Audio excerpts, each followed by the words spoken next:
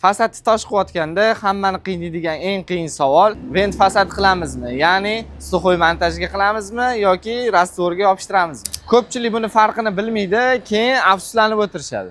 Suxoy montaj bu, ya'ni karkas orqali o'rnatiladigan tizim. Tosh devorga yopishtirilmaydi, orasida bo'sh joy qoladi. Bu nimani beradi? Havo aylanadi, namlik yig'ilmaydi, devor bemalol nafas oladi. Tashqi tomondan izolyatsiya qilishga bemalol sharoitlari bo'ladi. Undan tashqari devorda yoriqlari bo'lmaydi. Rastvorga yoki klayga yopishtiriladigan bo'lsa, toshimizni to'g'ridan-to'g'ri devorga yopishtirilishi kerak bo'ladi. Afzalligi tez va arzon bitadi. Lekin namlik hisobiga toshimiz sho'ralab ketadi. Undan tashqari izolyatsiya qilish imkoni ham bo'lmaydi. Devor yuzasi tekis bo'lishi shart. Har ikkala usulni ham yomon demoqchi emasman. Har ikkala usulni ham noto'g'ri bajarilsa, muammolar kelib chiqaveradi. To'g'ri bajarilsa, yillar davomida xizmat qiladi. Agar sifat va uzoq yil xizmat qilishini xohlasanglar, bu ishni o'z mutaxassislariga topshiring. Siz qaysi usulni tanlagan bo'lardingiz? Izohlarga yozib keting.